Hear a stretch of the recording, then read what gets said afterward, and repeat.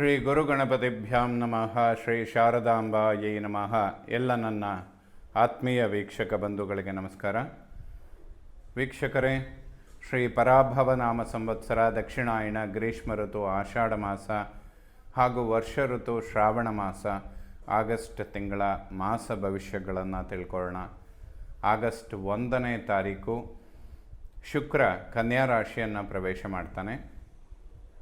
ಅದೇ ರೀತಿಯಲ್ಲಿ ಆಗಸ್ಟ್ 2ನೇ ತಾರೀಕು ಕುಜ ಮಿಥುನ ರಾಶಿಯನ್ನು ಪ್ರವೇಶ ಮಾಡ್ತಾನೆ. ಆಗಸ್ಟ್ 5ನೇ ತಾರೀಕು ಬುಧ ಕರ್ಕಾಟಕ ರಾಶಿಯನ್ನು ಪ್ರವೇಶ ಮಾಡ್ತಾನೆ.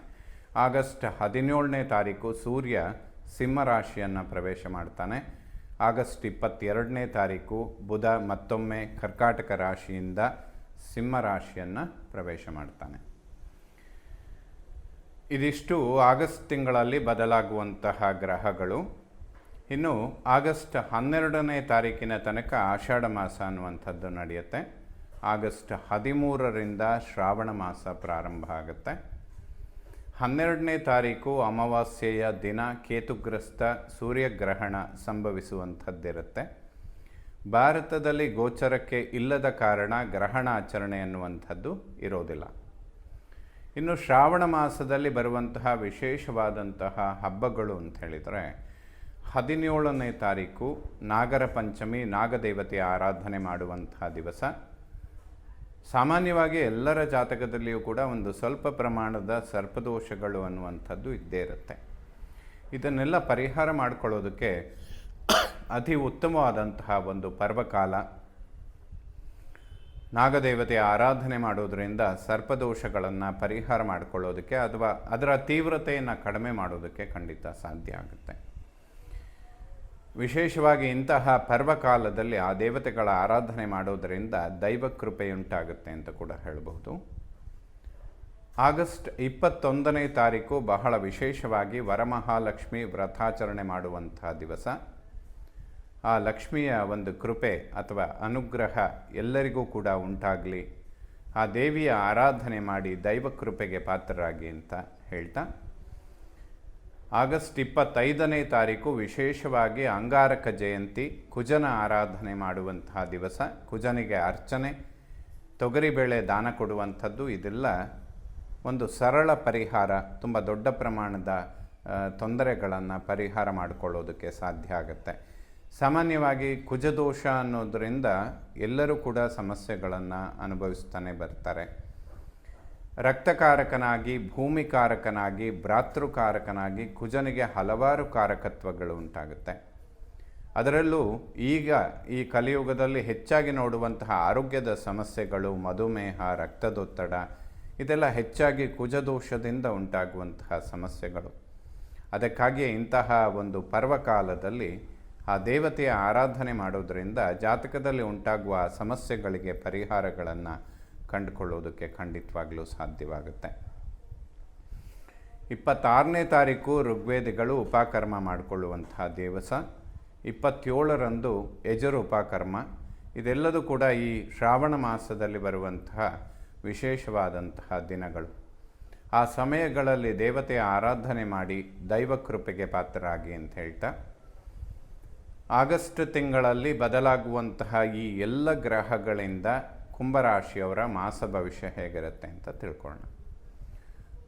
7.5 ಮುಕ್ತಾಯದ ಹಂತದಲ್ಲಿ ಇದೆ ಕುಂಭರಾಶಿಯವರಿಗೆ. ಬಿಡುವಾಗ ಶನಿ ಖಂಡಿತ ಒಳಿತನ್ನು ಮಾಡುವ ಪ್ರಯತ್ನ ಮಾಡ್ತಾನೆ. ಆದರೆ ಕುಂಭರಾಶಿಯವರಿಗೆ ಗುರುಬಲ ಇಲ್ಲದ ಕಾರಣ ಕೆಲವೊಂದಷ್ಟು ವಿಚಾರಗಳಲ್ಲಿ, ಆರೋಗ್ಯದ ವಿಚಾರಗಳಲ್ಲಿ ಮುಖ್ಯವಾಗಿ ಗಮನ ಕೊಡುವಂಥದ್ದು ಅವಶ್ಯಕವಾಗುತ್ತೆ.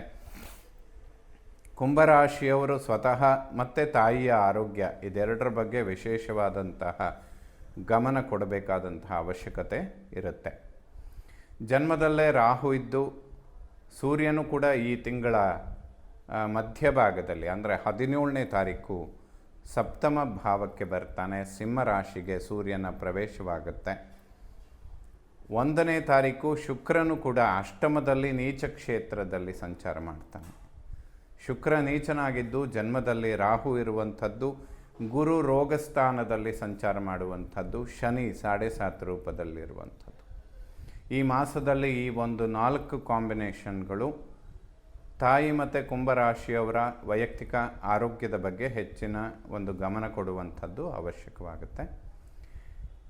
ಗೋಚಾರದಲ್ಲಿ ಈ ಒಂದು ಮಾಸ ಎಲ್ಲ ರಾಶಿಯವರಿಗೂ ಕೂಡ ಅಮ್ಮನವರ ಆರಾಧನೆ ಮಾಡೋದಕ್ಕೆ ಒಂದು ವಿಶೇಷವಾದಂತಹ ಪರ್ವಕಾಲ ಇದು.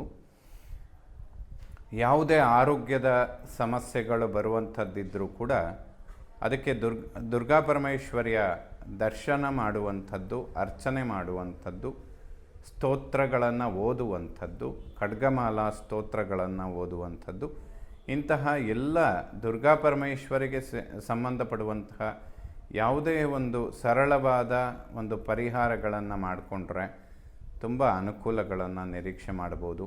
ಏಕೆಂದರೆ ದಿಢೀರಂಥ ಆರೋಗ್ಯದಲ್ಲಿ ಬರುವಂತಹ ಸಮಸ್ಯೆಗಳಿಗೆ ಇದು ಒಂದೇ ಪರಿಹಾರ ಅತ್ಯಂತ ಸೂಕ್ತವಾದಂಥದ್ದು. ಹಣಕಾಸಿನಲ್ಲಿ ಅಭಿವೃದ್ಧಿಗಳನ್ನು ನಿರೀಕ್ಷೆ ಮಾಡೋದಕ್ಕೆ ಸಾಧ್ಯ. ಏಕೆಂದರೆ ಗುರುದೃಷ್ಟಿ ಅನ್ನುವಂಥದ್ದು ಧನಸ್ಥಾನದ ಮೇಲೆ ಹಾಗೂ ಅಲ್ಲಿ ಕುಳಿತಿರುವಂತಹ ಶನಿ ಮಹಾತ್ಮನ ಮೇಲೂ ಕೂಡ ಗುರುದೃಷ್ಟಿ ಬೀಳ್ತಾ ಇರುತ್ತೆ. ಕುಟುಂಬದಲ್ಲಿ ನೆಮ್ಮದಿ ಸೌಖ್ಯಗಳನ್ನು ಕಾಣೋದಕ್ಕೆ ಸಾಧ್ಯ. ಆರೋಗ್ಯದ ಬಗ್ಗೆ ಗಮನ ಕೊಟ್ಟರೆ ತುಂಬ ಒಳ್ಳೆಯದು. ಅದಕ್ಕೆ ಬೇಕಾದಂತಹ ಪರಿಹಾರ ದುರ್ಗಾ ಪರಮೇಶ್ವರಿ ಆರಾಧನೆ ಮಾಡುವಂಥದ್ದು. ಇನ್ನು ಒಡ ಹುಟ್ಟುಗಳ ನಡುವೆ ಅಂದರೆ ಅಣ್ಣ ತಮ್ಮಂದರು ಅಕ್ಕ ತಂಗಿಯರ ನಡುವೆ ಸಾಮರಸ್ಯ ಉತ್ತಮವಾಗಿರುತ್ತೆ. ಒಬ್ಬರಿಂದ ಒಬ್ಬರಿಗೆ ಅನುಕೂಲಗಳನ್ನು ನಿರೀಕ್ಷೆ ಮಾಡ್ಬೋದು.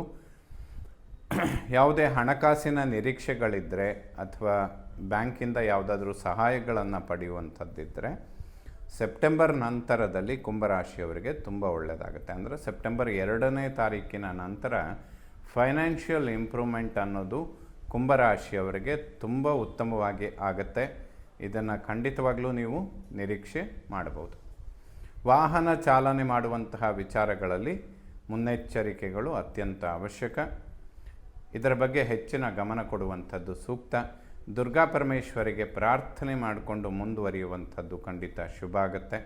ತಾಯಿಯ ಆರೋಗ್ಯದ ವಿಚಾರದಲ್ಲೂ ಕೂಡ ಅಮ್ಮನವರ ಒಂದು ಪ್ರಾರ್ಥನೆ ಸೇವೆ ಮಾಡುವಂಥದ್ದು ಖಂಡಿತ ಶುಭ ಕುಂಭರಾಶಿಯವರಿಗೆ.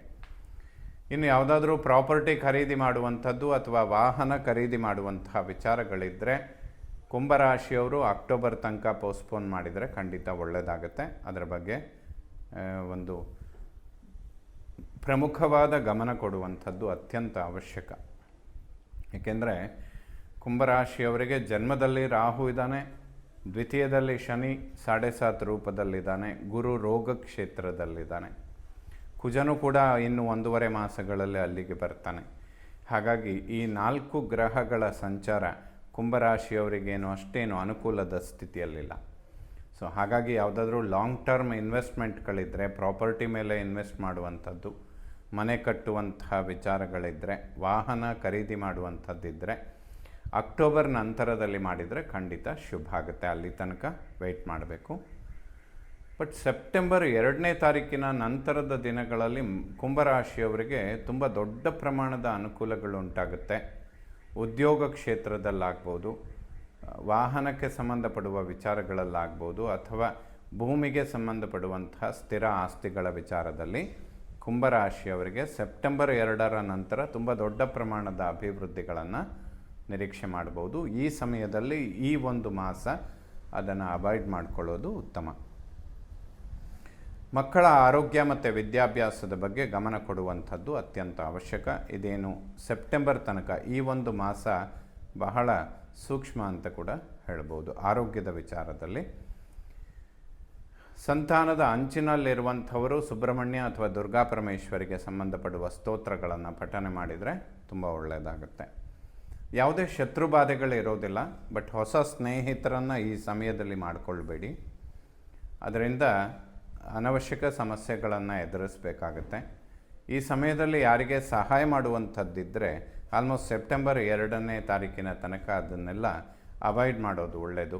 ಹಾಗೆ ಇನ್ವೆಸ್ಟ್ಮೆಂಟ್ಗಳನ್ನು ಮಾಡುವಂಥದ್ದಿದ್ದರೂ ಕೂಡ ಸೆಪ್ಟೆಂಬರ್ 2ರ ನಂತರದಲ್ಲಿ ಮಾಡುವಂಥದ್ದು ಖಂಡಿತ ಒಳ್ಳೆಯದಾಗುತ್ತೆ. ಈ ಒಂದು ಮಾಸ ವ್ಯಾವಹಾರಿಕವಾಗಿ ಯಾವುದೇ ಇನ್ವೆಸ್ಟ್ಮೆಂಟ್ಗಳನ್ನು ಮಾಡದೇ ಇರೋದು ಕುಂಭರಾಶಿಯವರಿಗೆ ಒಳಿತು. ಇನ್ನು ವಿವಾಹ ಇಂತಹ ಮಂಗಳ ಕಾರ್ಯಗಳನ್ನು ಮಾಡೋದಕ್ಕೆ ಅಕ್ಟೋಬರ್ ನಂತರದಲ್ಲಿ ಜನವರಿ ತನಕ ಕುಂಭರಾಶಿಯವರಿಗೆ ಗುರುಬಲ ಇರುತ್ತೆ. ಆ ಸಮಯದಲ್ಲಿ ಯಾವುದೇ ಕೆಲಸಗಳನ್ನು ಮಾಡಿದರೂ ಕೂಡ ಒಂದು ಅದ್ಭುತವಾದ ಸಕ್ಸಸ್ಸನ್ನು ಕಾಣ್ತೀರ. ದಂಪತಿಗಳ ನಡುವೆ ಸಾಮರಸ್ಯ, ಆರೋಗ್ಯದಲ್ಲಿ ಅಭಿವೃದ್ಧಿ ಇವೆಲ್ಲದನ್ನು ಕೂಡ ನಿರೀಕ್ಷೆ ಮಾಡಬಹುದು. ಆಗಸ್ಟ್ 17ರ ನಂತರದಲ್ಲಿ ಸೂರ್ಯ 7ನೇ ಮನೆಯನ್ನು ಪ್ರವೇಶ ಮಾಡ್ತಾನೆ. ಆಗಸ್ಟ್ 22ರ ನಂತರ ಬುಧನು ಕೂಡ ಅಲ್ಲಿಗೆ ಬರ್ತಾನೆ. ಸೊ ಆಗಸ್ಟ್ 17ರಿಂದ 22ರ ತನಕ ಈ ಒಂದು ಮಧ್ಯದ ಕಾಲದಲ್ಲಿ ಈಶ್ವರನ ದರ್ಶನ ಮಾಡಿದರೆ ತುಂಬ ಒಳ್ಳೆಯದಾಗುತ್ತೆ. ವಿವಾಹ ಮತ್ತು ಸಂತಾನದ ಅಂಚಿನಲ್ಲಿರುವಂಥವರಿಗೆ ಈ ಒಂದು ಪರಿಹಾರ ಅತ್ಯಂತ ಅವಶ್ಯಕವಾಗುತ್ತೆ. ಅಷ್ಟಮಾಧಿಪತಿಯಾದಂತಹ ಬುಧ ಷಷ್ಠದಲ್ಲಿ ಗುರುವಿನ ಯುತಿಯಲ್ಲಿರ್ತಾನೆ, ಅದು ಬಹಳ ಶುಭ ಫಲ. ಅಷ್ಟಮದಲ್ಲಿ ಶುಕ್ರ ನೀಚನಾಗಿ ಸಂಚಾರ ಮಾಡಿ ಕುಜ ಅವನನ್ನು ನೋಡುವಂಥದ್ದು ತಾಯಿಗೆ ಗರ್ಭಕೋಶದ ಆರೋಗ್ಯದ ವಿಚಾರ ಹಾಗೂ ಬೆನ್ನು ಹುರಿ, ಬ್ಯಾಕ್ ಪೈನ್ ಇಂತಹ ವಿಚಾರಗಳಿಗೆ ಸಂಬಂಧಪಟ್ಟಂತಹ ಆರೋಗ್ಯದ ಸಮಸ್ಯೆಗಳು ಬರೋದಕ್ಕೆ ಅವಕಾಶಗಳು ಉಂಟು. ಇದಕ್ಕೆ ಪರಿಹಾರಾರ್ಥವಾಗಿ ದುರ್ಗಾ ಖಡ್ಗಮಾಲ ಸ್ತೋತ್ರಗಳನ್ನು ಪಠನೆ ಮಾಡಿದರೆ ಕುಂಭರಾಶಿಯವರು ಶುಭ ಫಲಗಳನ್ನು ಕಾಣ್ತೀರ. ಭಾಗ್ಯಾಧಿಪತಿಯಾದ ಶುಕ್ರನು ಕೂಡ ನೀಚ ಕ್ಷೇತ್ರದಲ್ಲಿ ಸಂಚಾರ ಮಾಡೋದರಿಂದ ಅದರಲ್ಲೂ ಸೆಪ್ಟೆಂಬರ್ 17ರ ತನಕ ಸೂರ್ಯನು ಕೂಡ ಸ್ವಕ್ಷೇತ್ರದಲ್ಲಿರ್ತಾನೆ.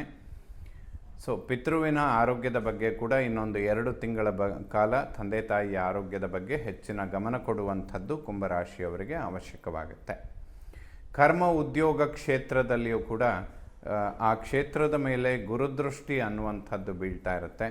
ಸೊ ಗುರುವಿನ ಅನುಗ್ರಹ ಕುಂಭರಾಶಿಯವರಿಗೆ ಅಭಿವೃದ್ಧಿಗಳನ್ನು ಖಂಡಿತವಾಗಲೂ ಕೊಡುತ್ತೆ. ಉದ್ಯೋಗ ಕ್ಷೇತ್ರದಲ್ಲಿ ಲಾಭಸ್ಥಾನಾಧಿಪತಿಯಾಗಿ ಗುರು ಷಷ್ಠದಲ್ಲಿ ಉಚ್ಚನಾಗಿ ಸಂಚಾರ ಮಾಡುವಂಥದ್ದು, ಧನಾಧಿಪತಿಯಾಗಿ ಧನಸ್ಥಾನದ ಮೇಲೆ ಗುರುದೃಷ್ಟಿ ಬೀಳುವಂಥದ್ದು, ಇವೆಲ್ಲದೂ ಕೂಡ ಖಂಡಿತವಾಗಲೂ ಶುಭ ಫಲಗಳನ್ನು ಕೊಡುತ್ತೆ.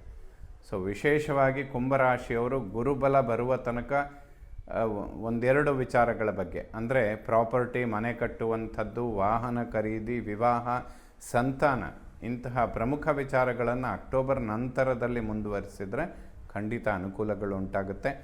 ಸೆಪ್ಟೆಂಬರ್ 2ರ ನಂತರದಿಂದ ಬಹಳಷ್ಟು ಅಭಿವೃದ್ಧಿಗಳು, ಹಣಕಾಸಿನ ವಿಚಾರ ಆಗಲಿ, ಉದ್ಯೋಗದಲ್ಲಾಗಲಿ ಕುಂಭರಾಶಿಯವರು ಅನುಕೂಲಗಳನ್ನು ಕಾಣ್ತೀರ. ಈ ಒಂದು ಮಾಸ ಆಲ್ಮೋಸ್ಟ್ ಆಗಸ್ಟ್ 1ನೇ ತಾರೀಕಿಂದ 2ನೇ ತಾರೀಕಿನ ತನಕ ಧನ ವ್ಯಯ, ಅಂದರೆ ಖರ್ಚುಗಳ ಬಗ್ಗೆ ಗಮನ ಇಟ್ಟು ವ್ಯಯ ಮಾಡುವಂಥದ್ದು ಸೂಕ್ತ.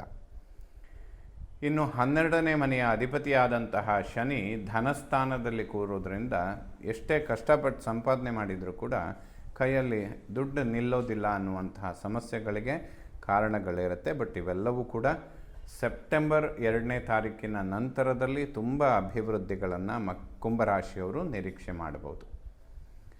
ಸೊ ಈ ಒಂದು ಮಾಸ ಆರೋಗ್ಯ, ಹಣಕಾಸು ಮತ್ತು ದಾಂಪತ್ಯ, ಸಂತಾನದ ವಿಚಾರಗಳಲ್ಲಿ ದುರ್ಗಾ ಪರಮೇಶ್ವರಿಯ ಆರಾಧನೆ ಮಾಡುವಂಥದ್ದು ಖಂಡಿತ ಶುಭ ಆಗುತ್ತೆ. ತಾಯಿಯ ಆರೋಗ್ಯದ ಬಗ್ಗೆ ಹೆಚ್ಚಿನ ಗಮನ ಕೊಡುವಂಥದ್ದು ಸೂಕ್ತ. ಎಲ್ಲ ನವಗ್ರಹಗಳು ಕೂಡ ಕುಂಭರಾಶಿಯವರಿಗೆ ಆಗಸ್ಟ್ ತಿಂಗಳಲ್ಲಿ ಶುಭ ಫಲಗಳನ್ನೇ ಕೊಡಲಿ. ಶ್ರೀ ಶಾರದಾ ಪರಮೇಶ್ವರಿಯ ಸಂಪೂರ್ಣ ಅನುಗ್ರಹ ಎಲ್ಲ ನನ್ನ ವೀಕ್ಷಕ ಬಂಧುಗಳ ಮೇಲಿರಲಿ. ಶುಭವಾಗಲಿ ವೀಕ್ಷಕರು.